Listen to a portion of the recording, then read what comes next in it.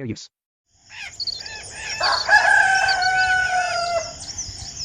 बहुत समय पहले की बात है।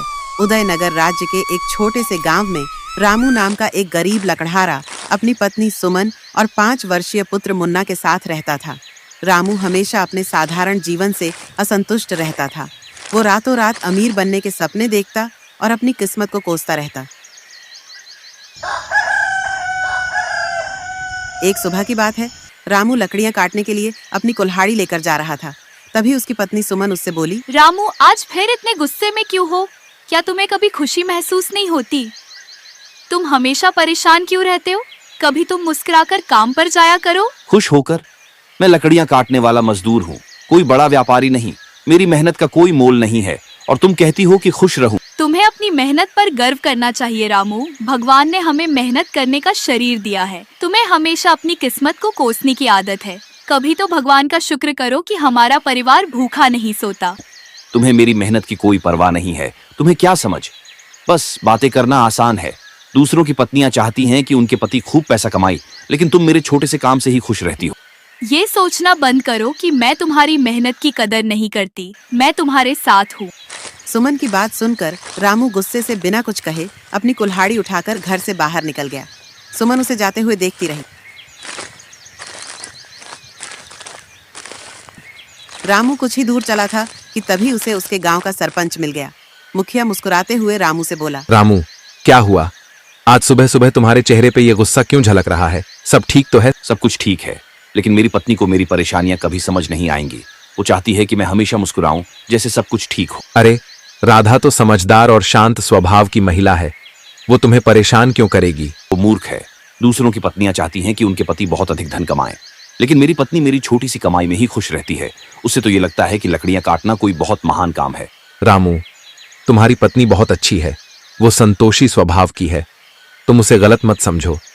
अगर उसकी जगह कोई और पत्नी होती तो वो तुम्हारे सामने हर दिन गरीबी का रोना रोती और तुम्हें मानसिक रूप से परेशान कर देती।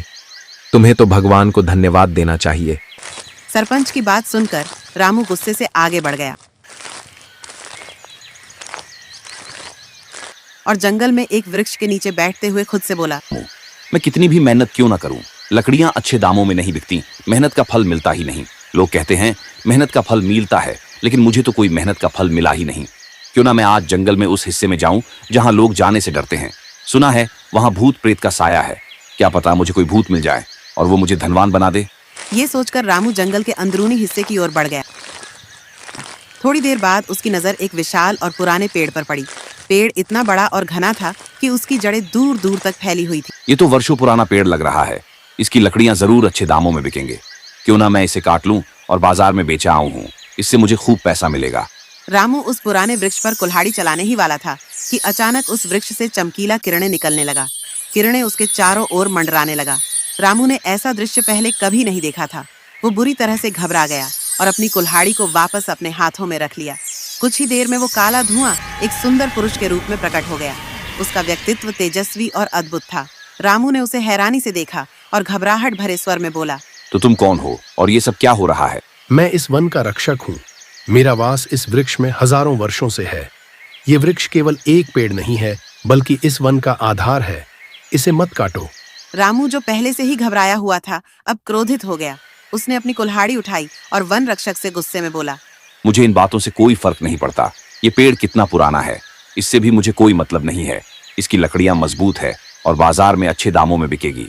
मैं इसे काट के रहूंगा और कोई भी मुझे नहीं रोक सकता। यदि तुम इस वृक्ष को नहीं काटोगे तो मैं तुम्हारी एक इच्छा पूरी करूंगा। लेकिन याद रखना, एक बार तुम्हारी इच्छा पूरी हो गई तो तुम चाहकर भी इस वृक्ष को नहीं काट पाओगे और तुम्हें केवल एक ही इच्छा मांगने का अधिकार होगा। रामू ये सुनकर उलझन में पड़ गया। उसके मन में लालच और सवाल दोनों ही उठने लगे। अगर ऐसा है तो मुझे बहुत सारा धन चाहिए। फिर वो खुद ही रुक गया और सोचते हुए बोला, नहीं नहीं, धन तो खत्म हो जाएगा। मुझे धन नहीं चाहिए। अचानक उसके मन में नए नए विचार आने लगे। उसने दोबारा कहा, ठीक है, तो मुझे एक बहुत बड़ा महल चाहिए। लेकिन फिर वो असमंजस में पड़ गया और सिर हिलाते हुए बोला, नहीं नहीं नहीं, महल का क्या करूंगा? ये भी सही नहीं है। कुछ और सोचना होगा। वन रक्षक उसकी हालत देखकर मुस्कुराते हुए रहस्यमयी अंदाज में बोला, सोच लो, ये तुम्हारी जिंदगी का सबसे बड़ा फैसला हो सकता है। मुझे अपनी पत्नी से पूछने दो। वो शायद कुछ सही सलाह दे सके। मैं उससे पूछ कर आता हूँ। ठीक है, क्योंकि तुम इस वृक्ष का रहस्य जान चुके हो, इसलिए तुम आराम से सोच लो। अपनी पत्नी से सलाह लेकर वापस आना, मैं यहीं मिलूंगा। रामू वन रक्षक की बात सुनकर तेजी से घर की ओर दौड़ पड़ा। रास्ते भर वो इसी बात को सोचता रहा कि उसे क्या मांगना चाहिए। घर पहुंचते ही वो सुमन को हाँफते हुए उसकी बात सुनाने लगा। सुमन, सुमन, सुनो, मुझे जंगल में एक ऐसा वृक्ष मिला जिसमें वन रक्षक का वास है। उसने कहा है कि अगर मैं वो वृक्ष नहीं काटूंगा तो वो मेरी एक इच्छा पूरी करेंगे। तुम ही बताओ, मुझे क्या मांगना चाहिए? सुमन गंभीरता से बोली। रामू, तुम्हें उसे संतोष मांगना चाहिए। संतोष वो चीज है जो बड़े बड़े राजा महाराजाओं को नसीब नहीं होती। ये जीवन का सबसे बड़ा धन है। सुमन की बात सुनकर रामू का चेहरा क्रोध से लाल हो गया। तुम हमेशा यही बातें करती हो। तुम्हें क्या पता कि संतोष से पेट नहीं भर सकता। राजा महाराजाओं के पास कितना धन और वैभव होता है। मैं यहाँ आकर गलती कर बैठा। अब मैं अपनी मर्जी से उनसे कुछ मांगूंगा। हालांकि सुमन की राजा महाराजा वाली बात रामू के मन में गहराई तक बैठ गई। रामू फिर दौड़ता हुआ जंगल पहुंच गया।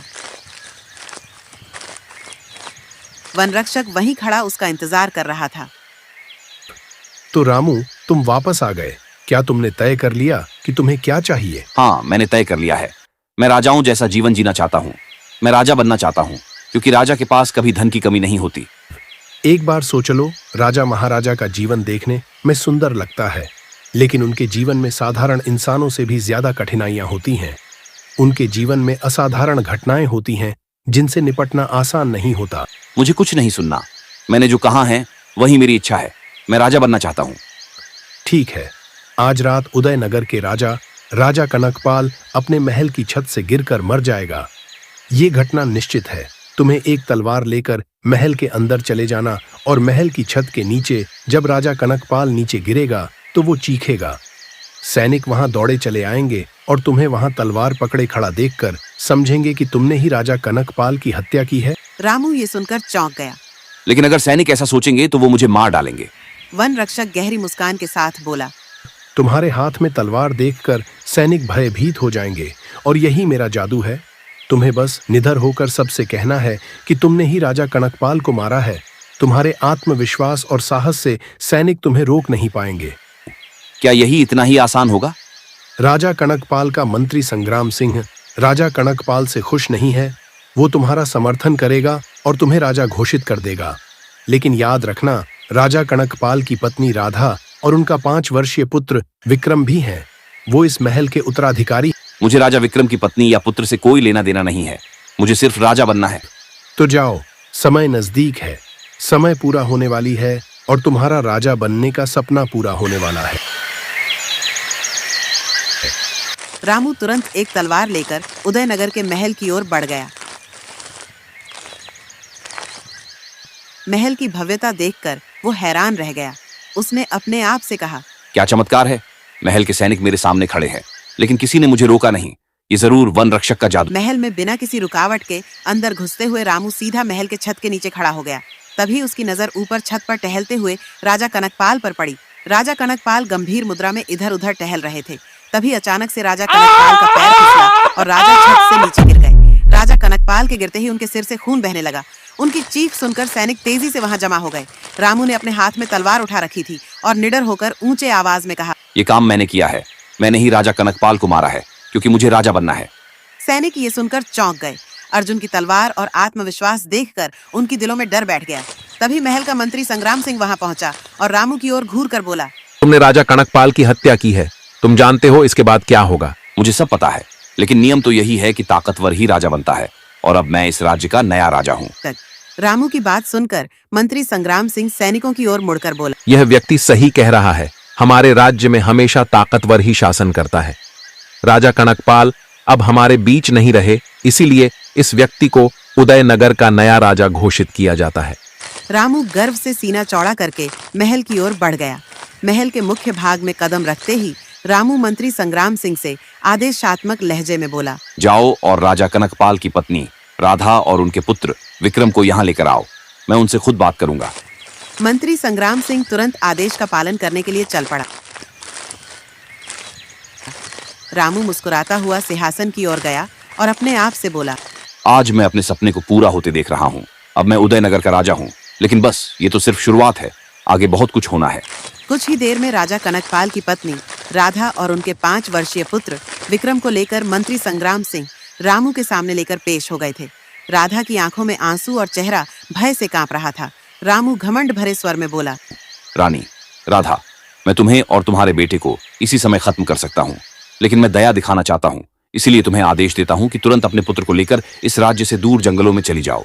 अगर गलती से भी तुम इस राज्य के आसपास दिखी तो याद रखना, मैं तुम्हारे साथ भी वही करूंगा जो तुम्हारे पति के साथ मैंने किया। राधा रामू के इस फैसले से थर थर कांपने लगी। राधा बेबसी में अपने पुत्र विक्रम का हाथ पकड़कर रोती हुई महल से बाहर चली गई और अपने पुत्र विक्रम को लेकर जंगलों में भटकने लगी। भूख और प्यास से उनका हाल बेहाल हो चुका था। विक्रम लगातार रो रहा था। भटकते भटकते महारानी राधा की जंगल में एक छोटी सी झोपड़ी पर नजर पड़ी और दुखी मन से बोली, शायद यहाँ मदद मिल जाए। महारानी राधा विक्रम को लेकर झोपड़ी के अंदर चली गई। झोपड़ी में एक साधु ध्यान की मुद्रा में बैठे हुए थे। राधा उनके सामने हाथ जोड़कर बोली, हे महात्मा, कृपया करके मेरी मदद कीजिए। मैं और मेरा बेटा भूख और प्यास से मरने वाले हैं। हमें थोड़ा भोजन और पानी मिल सकता है क्या? साधु आंखें खोलकर रानी राधा को ध्यान से देखते हुए बोले, रानी राधा, मैं तुम्हें पहचानता हूँ। तुम राजा कनकपाल की पत्नी हो और ये नन्हा बालक विक्रम है। क्या हुआ? तुम्हारा ये हाल कैसे हुआ? ये सुनते ही राधा फूट फूट कर रोने लगी और साधु को रामू की कुटिलता और महल से निकाले जाने की पूरी कहानी बताने लगी। राधा नहीं जानती थी कि वो साधु एक चमत्कारिक साधु थे। रानी राधा की बात सुनकर साधु ने अपनी आंखें बंद कर ली। साधु की आंखों के सामने रामू के वन रक्षक से लेकर महल तक के सारे दृश्य चलने लगे। सच तो ये था कि साधु सब कुछ जान चुके थे। कुछ देर बाद साधु अपनी आंखें खोलकर बड़े ही रहस्यमयी में राधा की ओर देखकर बोले, चिंता मत करो रानी, मैं तुम्हारी मदद करूंगा। तुम्हें और तुम्हारे पुत्र विक्रम को इस झोपड़ी में रहने की अनुमति देता हूं। आज से झोपड़ी तुम्हारा घर है, लेकिन याद रखना एक रहस्य है जो तुम्हें नहीं पता। मैं ये रहस्य तुम्हारे पुत्र विक्रम को बताऊंगा, लेकिन तब जब वो जवान हो जाएगा तब तक तुम यही रहो और शांति से अपना जीवन बिताओ। साधु की बात सुनकर राधा कुछ देर के लिए खुश हो गई, क्योंकि उसे सर छुपाने के लिए एक छत जो मिल गई थी।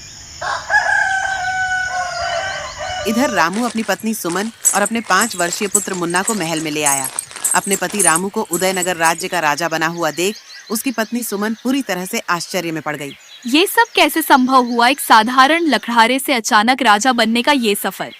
रामू गर्व से मुस्कुराते हुए बोला, ये सब वन रक्षक का चमत्कार है। मैंने उसके सामने राजा बनने की इच्छा जाहिर की और उसने मेरी ये इच्छा पूरी कर दी। मैंने राजा कनकपाल की पत्नी और उनके बेटे को विक्रम महल से निकालकर जंगल में भटकने के लिए मजबूर कर दिया। अब ये राज मेरा है। ये सुनकर सुमन गंभीर स्वर में रामू से बोली, तुमने जो भी किया वो बहुत गलत किया। सबसे पहले तो तुमने झूठ बोला कि तुमने राजा कनकपाल की हत्या की है, और अब तुमने एक मासूम स्त्री और बच्चे को उनके घर से निकाल दिया। याद रखना, झूठ ज्यादा समय तक छिपा नहीं सकता। एक दिन तुम्हारा ये झूठ तुम्हारे सामने जरूर आएगा, तब तुम्हारे पास पछताने के अलावा कुछ भी नहीं बचेगा। रामू ने सुमन की बातों को हंसी में उड़ा दिया। तुम और तुम्हारी ये उपदेश देने की आदत, मैं अब राजा हूँ।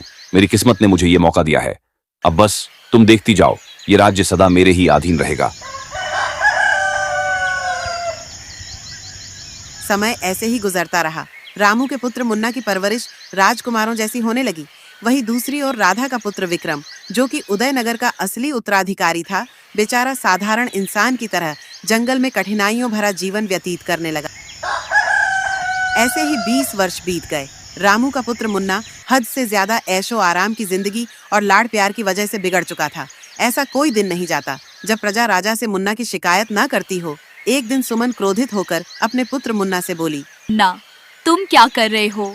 तुम दिन ब दिन बिगड़ते जा रहे हो।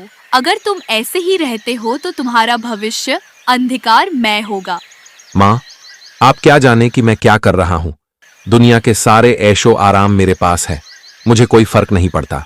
तुम बिगड़े हुए हो। तुम्हें सिखाया नहीं गया कि एक राजा को किस तरह अपनी जिम्मेदारियों का पालन करना चाहिए। तुम प्रजा पर अत्याचार कर रहे हो, जमीनें छीन रहे हो और हरकतें ऐसी कर रहे हो जैसे कोई नीच आदमी करता है। सुमन ने इतना कहा ही था कि तभी वहां पर रामू आ पहुंचा। रामू क्रोधित अवस्था में सुमन की ओर देखकर बोला, हो, क्या रहा है यहाँ? सुमन, तुम यहाँ क्या कर रहे हो? राजाओं की संतान कभी इतनी सरल नहीं होती। मुन्ना राजा बनेगा तो वो सुधर जाएगा।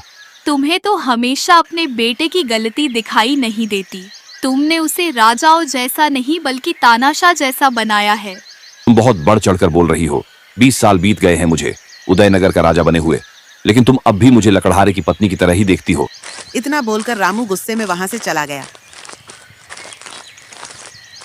इधर जंगल में राधा बीमार अवस्था में लेटी हुई थी और उसका पुत्र विक्रम आंखों में आंसू लिए हुए अपनी माँ राधा को देख रहा था। विक्रम अपनी माँ राधा की ओर देखकर बोला, चिंता मत कीजिए माँ, साधु महाराज किसी काम से बाहर गए हैं। वो आते ही होंगे, उनके आते ही आप स्वस्थ हो जाएंगी। अपने पुत्र की बात सुनकर राधा उदासी भरे स्वर में उसकी ओर देखकर बोली, नहीं विक्रम, शायद मेरा समय नजदीक ही आ पहुंचा है। मेरी बात ध्यान से सुनो। वर्षों पहले साधु महाराज ने मुझे एक रहस्य बताया था।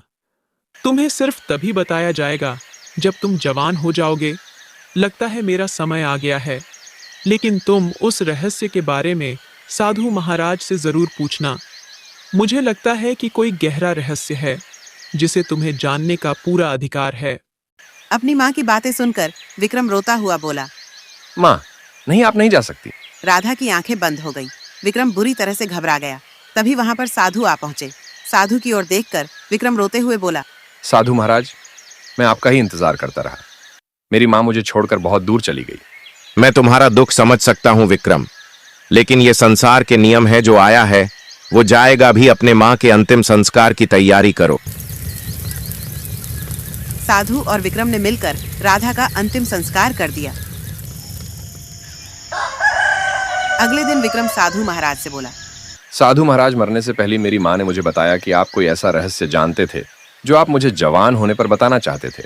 मेरी माँ की अंतिम इच्छा यही थी कि मैं उस रहस्य के बारे में अवश्य पूछूं। विक्रम की बात सुनकर साधु महाराज रहस्यमयी अंदाज में विक्रम की ओर देखकर बोले, तो फिर मेरी बात ध्यान से सुनो विक्रम। तुम्हारे पिता की मृत्यु कोई हत्या नहीं थी, ये एक हादसा था।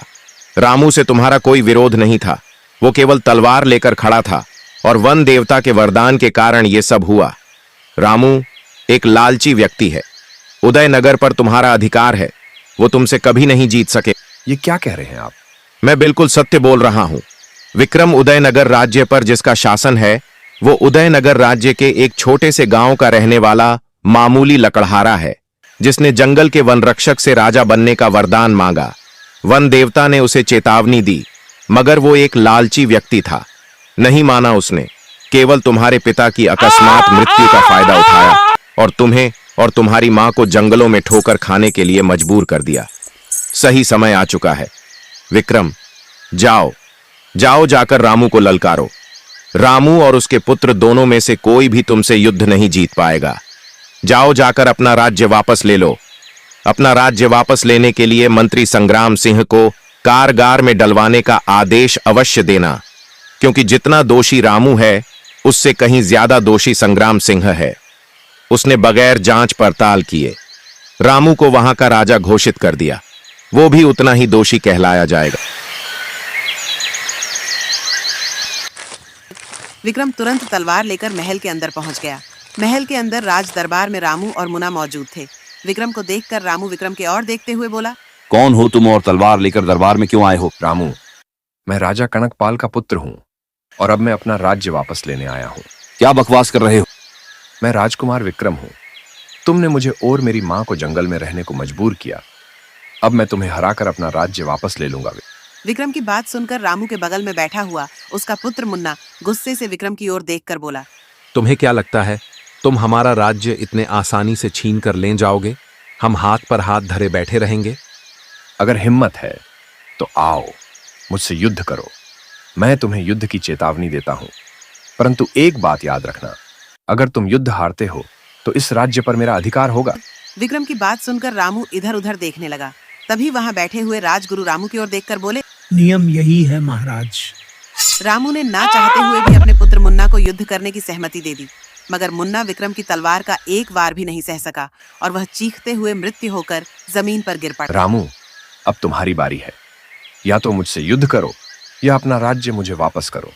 रामू जानता था कि वो विक्रम से नहीं जीत सकता था। मैं तुमसे युद्ध नहीं कर सकता। तो फिर मेरा राज्य मुझे वापस करो। विक्रम ने अपमानित करते हुए रामू को सिंहासन से उतार दिया और आदेशात्मक स्वर में उसके ओर देखकर बोला, अब तुम्हें अपनी जिंदगी जंगल में बितानी होगी। तभी वहां पर सुमन आ पहुंची।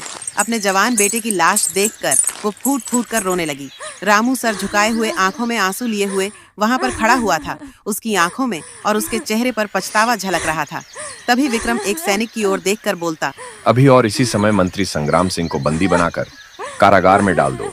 उन्हें आजीवन अब कारागार में ही रहना होगा। ये सुनकर मंत्री संग्राम सिंह बुरी तरह से चौंक पड़ा। परंतु मेरा दोष क्या है? तुम्हारी गलती की वजह से ही एक लकड़हारा 20 वर्ष तक उदयनगर राज्य का राजा बना रहा। तुमने मेरे पिता की मौत की कोई जांच पड़ताल नहीं की, बल्कि सीधे रामू को राजा घोषित कर दिया। सैनिकों ने तुरंत मंत्री संग्राम सिंह को कारागार में डाल दिया। रामू अपने पुत्र मुन्ना का शव लेकर अपनी पत्नी राधा के साथ महल से बाहर निकल आया और जंगल में उसका अंतिम संस्कार कर दिया और एक वृक्ष के नीचे बैठकर आंसू बहाने लगा। तभी वहां रंग बिरंगी किरणों के साथ वही वन रक्षक प्रकट हो गया। वन रक्षक रामू की ओर देखकर रहस्यमय अंदाज में बोला, मैंने तुम्हें चेतावनी दी थी कि राजाओं का जीवन इतना आसान नहीं होता। तुम बर्दाश्त नहीं कर पाओगे। देखो, तुम्हारे एक गलत फैसले ने तुम्हारे बेटी की जान ले ली। इतना बोलकर वहां से वन रक्षक गायब हो गया। अब रामू के पास पछतावा ही था। कोई शक्ति नहीं थी, कोई सिंहासन नहीं था, बस जंगल और अपने पुत्र की यादें। वो अपनी गलती को लेकर आंसू बहाता था और अपने पुत्र की यादों में खो जाता था। उसी दिन के बाद रामू ने अपना सारा जीवन अपनी पत्नी राधा के साथ जंगल में एक झोपड़ी में ही पछताते हुए बिताया।